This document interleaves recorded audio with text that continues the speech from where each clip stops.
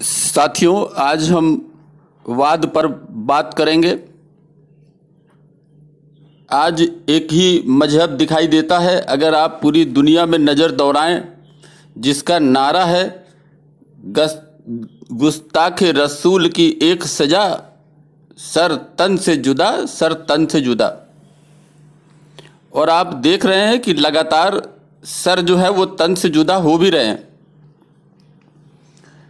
साथियों, ये एक मुस्लिम का फ़र्ज अल्लाह ने ही बताया है। आज दुनिया में अलग अलग ढेरों वाद हैं। सारे वाद, चाहे वो ब्राह्मणवाद हो या कोई और वाद, ये सारे मूर्खता के ही वाद हैं। एक ही वाद सबसे बड़ा है, जो सबसे ऊपर है, वो है विज्ञानवाद। इसी विज्ञानवाद ने जीवन की रक्षा की है, इंसान के जीवन की रक्षा की है, जन जीवन को ये रक्षा की है। इंसानियत, जन जीवन कल्याण का वाद ही असली धर्म और मजहब है। नफरत का वाद किसी काम का नहीं। नफरत ही दैत्य है, राक्षस है और जिन्न है, जो जन और जीवन दोनों को नष्ट कर रहा है।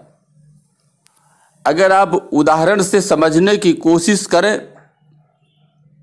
तो उदाहरण के लिए, जो कभी बुद्धवाद भी आया, उसमें लोगों ने भिक्षु बनाकर जन जीवन का कल्याण ऐसा किया कि सब भिक्षु बनकर निठल्ले हो गए। आज 21वीं सदी में अपने जीवन को सरल बनाने में अगर किसी वाद का महत्व है, अगर किसी वाद के कारण आज हम जीवित हैं, अगर किसी वाद के कारण हमारा जीवन सरल है, तो वो है विज्ञानवाद। साथियों, इंसान को आज तक धर्म, जाति, मजहब, तरह तरह के वाद, सवर्ण, SC, ST, OBC जातियां, तमाम तरह से, जिस तरह से बांट सकते थे, तरह तरह से बांटा गया। साथियों, अगर जाति की बात करें तो जाति होती है मानव जाति। मानव की एक ही जाति है और वो है मानव जाति। इसलिए इंसानों का बंटवारा मानव जाति के लिए घातक था, घातक है और आगे भी घातक रहेगा। जहाँ तक साथियों जाति की बात है और जाति को समझना है, तो ये है मानव जाति। घोड़े की जाति, हाथी की जाति, गाय बैल की जाति, ऊंट आदि की जाति। धर्म मजहब केवल जन जीवन कल्याण है, जिसमें जन और जीवन दोनों शामिल है। साथियों, शिक्षा भी वही है, जिसमें जन जीवन को बचाया जा सके, उनका कल्याण किया जा सके, उसमें इतनी ताकत हो। बाकी जो कुछ है वो व्यर्थ की दिमागी बीमारी है। साथियों, इसी दिमागी बीमारी का जो परिणाम है, वो दुनिया में आज भी आप देखें तो आपको इंसानों के गले रेतने वाले दरिंदे आपको दिख जाएंगे। अगर आप कोई सोशल मीडिया से संपर्क में हैं, तो आप एक कमेंट लिख दें और फिर आप कमेंट पढ़ें, तो आपको मालूम होगा कि नकली आईडी वाले, इस्लामवाद वाले जो लोग हैं, वो आपको गंदी गंदी गालियां, माँ बहन की गालियां और धमकियां देते दिख जाएंगे। साथियों, यही जो वाद का जुनून है, यही जो वाद है, वो इंसानों के जीवन को आज नर्क बना रहा है। साथियों, कहते हैं कि अल्लाह ने ही सब कुछ बनाया, धरती बनाई, सूरज चांद बनाए, सब कुछ उसी ने बनाया, उसी ने इंसान बनाए, उसी ने जानवर बनाए, सब कुछ बनाया। ठीक है साथियों, अल्लाह ने सब कुछ बनाया, लेकिन वही अल्लाह कपड़े सिलने वाली एक सुई नहीं बता पाया, रेडियो नहीं बता पाया, ट्रांजिस्टर नहीं बता पाया, मोबाइल जो हाथ में आप लिए हैं वो नहीं बता पाया, कपड़ा बनाने की जो आप कपड़े पहनते हैं उसकी मशीनें नहीं बता पाया, जिस बिजली से आप पंखा चलाते हैं वो बिजली नहीं बता पाया, बल्ब नहीं बता पाया, जिस मोटर से आप पानी भरते हैं, प्रेशर देते हैं वो नहीं बता पाया, और यहां तक कहें कि दरिंदे जिस AK-47 को हाथ में लेकर चलते हैं वो नहीं बता पाया, जिस हवाई जहाज, रेल और बस, मोटर, कार, स्कूटर से आप चलते हैं वो नहीं बता पाया। और साथियों, 7वीं सदी में जो तलवार लेकर जंगें चल रही थी, उस तलवार का लोहा कैसे प्राप्त हुआ, कैसे प्राप्त किया गया, और तलवार बनाने की कला वो अल्लाह नहीं बता पाया। तो ये सब बातें अल्लाह नहीं बता पाया।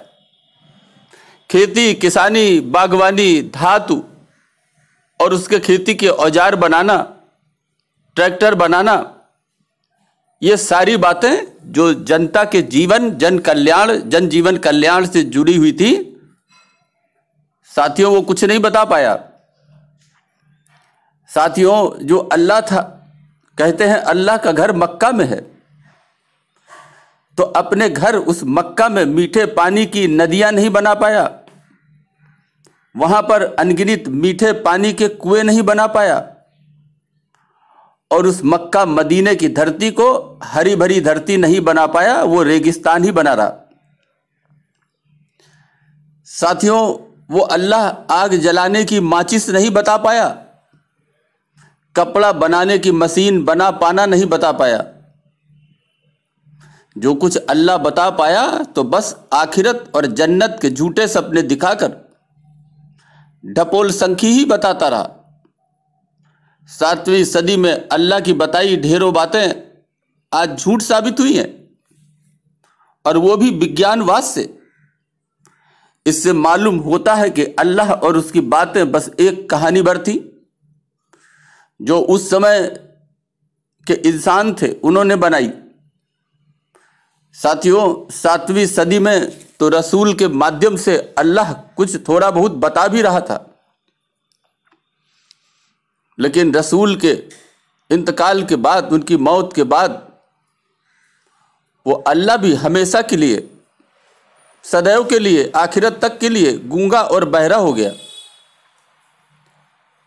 अब आप किससे पूछेंगे? अपनी समस्या का समाधान किससे कराएंगे? क्योंकि न तो रसूल हैं, और जब रसूल नहीं है तो अल्लाह भी गायब हो गया। साथियों, दुनिया में ढेरों लोग हैं, यहूदी हैं, सनातनी हैं, ईसाई हैं, बौद्ध हैं, बहुत सारे लोग हैं, ये सारे वाद हैं। लेकिन अगर आप तुलना करें तो इसमें सनातनी, ईसाई और बौद्ध, जैन, ये कुछ सभ्य हैं, ये वाद जो है कुछ सभ्य हैं, जिससे आम लोग, इनके अंदर की जो बुराइयां हैं, इसके अंदर की जो कुरीतियां हैं, इनकी किताबों में जो गलत बातें कुछ लिखी हुई हैं, उन गलत बातों पर खुलकर बोल पाते हैं। काफी कुछ इन कारणों से गलत परंपराएं जो कभी थी उन पर सुधार भी हुआ है। लेकिन साथियों, सुधार एक निरंतर चलने वाली प्रक्रिया है, और सुधार की जरूरत है, और सुधार करने में ये लोग आगे भी हैं। आप इनका विकास देख सकते हैं, यही सुधार का कारण ही इनके विकास का कारण है।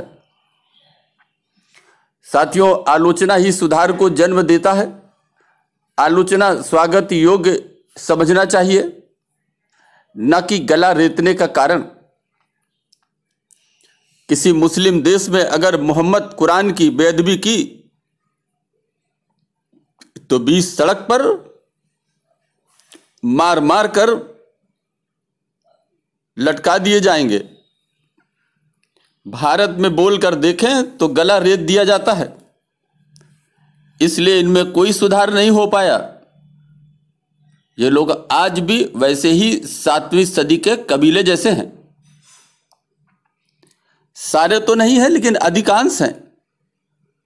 जरा कुरान और रसूल की बात पर भी ज्ञान देने की हिम्मत दिखाएं। यह लोग उसी पर बोलते हैं जो सहनशील है। सुधारवादी ज्ञानी लोग जान जाने के डर से कभी कुरान, हदीस या मोहम्मद पर बोलने से भयभीत रहते हैं, क्योंकि मुसलमान ऐसे लोगों की गला रेतना अपना फर्ज समझता है। साथियों, मौलवी हो या मुफ्ती, पंडित हो या पुजारी, या हो पादरी और यहूदी, सब के सब विज्ञानवाद की उपलब्धियों से ही आज जीवित हैं। इनकी हर एक सांस, रोटी, कपड़ा, मकान, रोजगार, चिकित्सा, सब का सब आज विज्ञानवाद का ही मोहताज है। फिर भी ये अपने अपने स्वार्थ में कुरान और हदीसों को, धार्मिक ग्रंथों को, मजहबी किताबों को ही ऊपर रखकर आज भी उस विज्ञानवाद और वैज्ञानिकों को नकारते हैं जिसके सहारे ही ये जीवित रह पाए हैं आज तक। इससे बड़ा मजाक और क्या हो सकता है। साथियों, विज्ञानवाद के सच को झूठा बताना सबसे बड़ा मजाक है, जो धर्म और मजहब के अंधे लोगों द्वारा आज भी किया जाता है। साथियों, आप यहूदियों को देखें, सनातनियों को देखें, जैनियों को देखें, ईसाइयों को देखें, आज दुनिया में ये सबसे विकसित लोग हैं, क्योंकि इन्होंने परिवर्तन को स्वीकारा है। लेकिन आज अगर आप मुस्लिमों को सारी दुनिया में देखें तो ये सबसे अधिक पिछड़े हुए हैं। जो 57 मुस्लिम देश हैं, उनके पास अगर आज तेल न होता तो उनके पास ऐसी कोई तकनीक आज नहीं है कि वो जीवित रह पाते।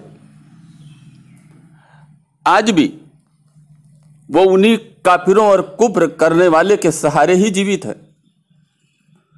साथियों, मेरा अनुरोध है कि आप सब कुछ पढ़ें, सारी मजहब की किताबें पढ़ें, सारे ग्रंथ पढ़ें, सब कुछ करें जो आपको अच्छा लगे, ठीक लगे, सब कुछ करें, सब कुछ जानने की कोशिश करें, और जो गलत है, जो इंसानियत के खिलाफ है, उस पर खुलकर बोले। किसी एक पंथ हो या एक मजहब हो, जब तक आप उसकी गुलामी करना छोड़ेंगे नहीं, ये सब कुछ ऐसा ही चलता रहेगा। और जिस दिन आप सब कुछ पढ़ने लगेंगे, सब कुछ जानने लगेंगे, जो गलत है, जो इंसानियत के खिलाफ है, उस पर बोलने लगेंगे, किसी एक पथ, एक रास्ता, एक पंथ, एक मजहब की गुलामी करना छोड़ देंगे, साथियों, ये धरती ही स्वर्ग बन जाएगी, ये धरती ही जन्नत बन जाएगी। साथियों, आप अपने पंथ, मजहब को जाने, उसे माने भी, ये कोई बुरी बात नहीं है। लेकिन झूठ और जो पाखंड है, उसको इसमें से निकाल फेंकें। जब आप इन बातों को जानते और समझने की कोशिश करते हैं तो विज्ञानवाद जो है उसको सबसे ऊपर रखें और उस तराजू पे तौलें, इंसानियत की तराजू पे तौलें, जनजीवन के कल्याण की तराजू पे तौलें। और जब आप ठीक समझें, उतना ही हिस्सा आप स्वीकार करें। विज्ञानवाद ही साथियों धरती का सबसे महान ऊंचा धर्म और मजहब है। इसे स्वीकार करना ही होगा। अभी के लिए बस इतना ही। धन्यवाद।